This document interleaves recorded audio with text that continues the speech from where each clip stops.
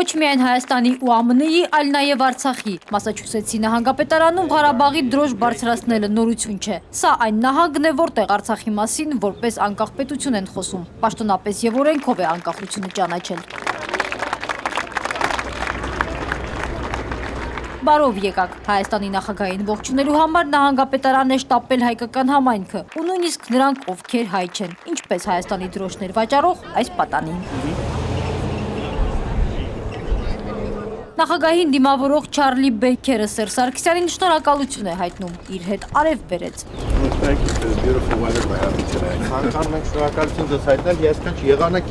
Այստեղի հայերը Մասաչուսեթսի նահանգը բարեկամ են անվանում, անկախ Արցախը ճանաչելու, ցեղասպանությունը դատապարտելու եւ դիրքորոշումը 5 անգամ վերահաստատելու համար։ Նահանգապետարանի կենտրոնում փակցված հուշատախտակը 40 տարվա պատմություն ունի, ապրիլի 24 1976։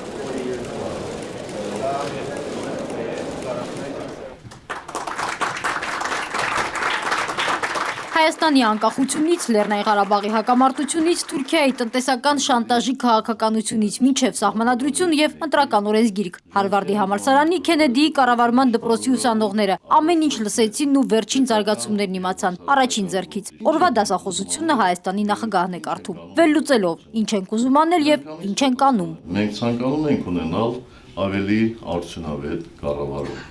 Մեր երկրի չափերն ու բնական ռեսուրսները համեստ են, իսկ մեր առջև ծառացած մարտահրավերները հսկայական։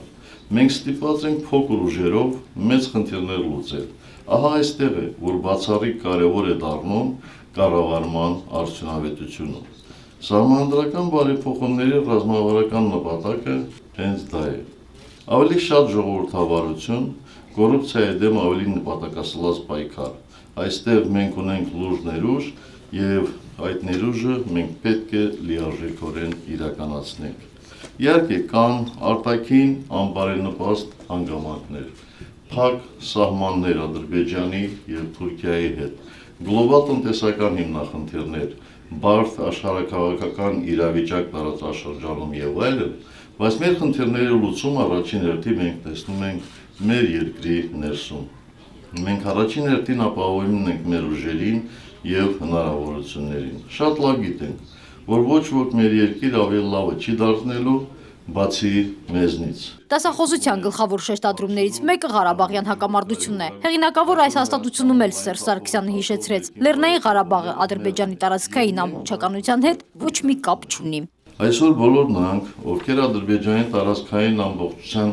համատեքստում են դիտարկում Լեռնային Ղարաբաղը, անուղղակիորեն հավանություն են տալիս բաժանելու եւ տիրելու ստալինյան դաժան միլիոնավոր ընտանիքների զրկանքներ ու դժբախտություն պատճառած քաղաքականությանը։ Այսօր էլ նույն տրամաբանությունը շարունակվում է։ Այնպիսի զավեշտի ամեն ինչ ասել, որ թույլ չեն տալիս Ադրբեջան մտնել հայկական ցակումով օտարերկրյա քաղաքացիների։ Անկախ նրանից, թե հայերը Միացյալ Նահանգների, թե Ռուսաստանի, թե այլ երկրների քաղաքացիներ են, նրանց մուտքը Ադրբեջան արգելվում է։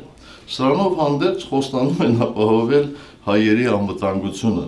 եթե Լեռնային Ղարաբաղը մտնի Ադրբեջանի կազմ։ Որ դեպքում բանակցությունների ելքը դրական կլինի, ով Հարվարդում սովորողները հաստատ գիտեն, պատասխանը փոխզիջումն է։ Մինչդեռ Սերժ Սարգսյանը հիշեցնում է, որ Ադրբեջանի մոտեցումը ժամանակակից պատկերացումներից շատ հեռու է։ Այդպիսով նախագահը կանխեց հարցն ու տեղեկացրեց, ինչու բանակցությունները առաջ չեն շարժվում։ Որպեսզի պատկերացնեք, թե մենք ինչպիսի իրավիճակի հետ ենք առնչվում Ադրբեջանի հետ բանակցելիս, ընդամենը մի բան նշեմ։ Ադրբեջան իր կողմից փոխզիջում է համարում պատերազմական գործողություններ չվերսկսելը։ Այն դեպքում, երբ խաղաղության պահպանումը փոխզիջում չէ, այլ պարտավորություն։ Հարվարդի համալսարանի Քենեդիի կառավարման դպրոցի ուսանողներին Սերժ Սարգսյանը առաջադրանք է տալիս հետազոտել, ուսումնասիրել երկու կողմերի հրապարակումները, պաշտոնական հայտարարությունները, ՀԿ-ների զեկույցներն ու եզրահանգումներ անել, ով է ատելություն քարոզողը, լարվածություն ստեղծողը։ Կարծում եմ, հետազոտության բացահայտումները շատ հետաքրքրական կլինեն, այդ թվում նաև մեզ համար։ Հարգելի ներկաներ, նախագահ Քենեդին ասում էր, Մարդկությունը պարտավոր է վեր դնել պատերազմներին, քանի դեռ պատերազմները վերջ չեն դրել մարդկությանը։ Ցավոք, այս արտահայտությունը շարունակում է արդիական մնալ 21-րդ դարում։ Շնորհակալ եմ։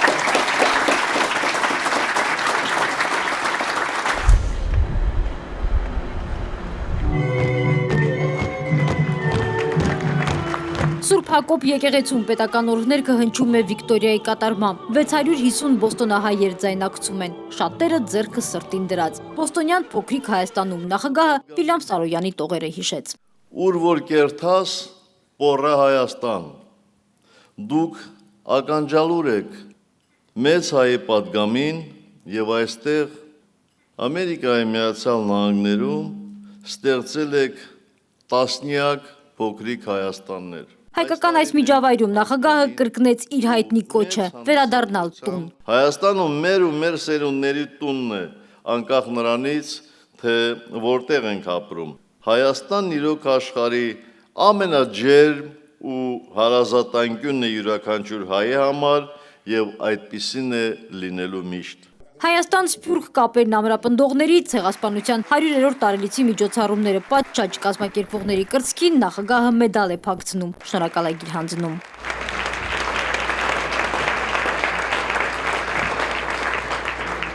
Մենք միասնաբար ենք կառուցում մեր հզոր Հայաստանը։ Կեցցե ազատ եւ անկախ Հայաստանը, կեցցե հայ-ամերիկյան բարեկամությունը։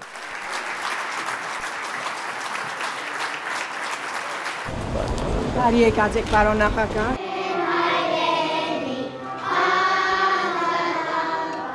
Վերջին օրը Բոստոնում դրական լիցքերով հայկական 30 տարվա վարժարանում 175 փոքրերը զինվորի պես զգաստ կեցվածքով երգում են «Հայ եմ ես, Հայաստանը սիրող մանուկ եմ ես»։ Փոքրիկ հայ մհեր ես, մանուկ եմ ես։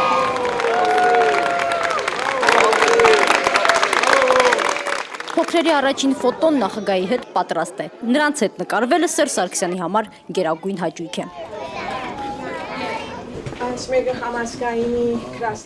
Վարժարանի գրքում Սերժ Սարգսյանը գրեց. ամենամեծ հայրենանվեր գործը մատաղ սերնդի դաստիարակությունն է։ Դուք այդ գործը լավ եք անում։ Շնորհակալություն։ Բոստոնից նախագահ Սարգսյանը արդեն ուղևորվում է դեպի Վաշինգտոն, որտեղ հենց այսօր արդեն սկսվում են հանդիպումները։ Նախատեսված է նախագահի հանդիպումը ԱՄՆ փոխնախագահի հետ, հանդիպում է նախատեսված նաև Արգենտինայի ղեկավարի հետ։ Իսկ երեկոյան արդեն Սպիտակ տանը Բարակ Օբամայի անունից մատուցվելու է պաշտոնական ընթրիք։ Շակե Ղազարյան, ժամը լրատվական, Բոստոն, Վաշինգտոն։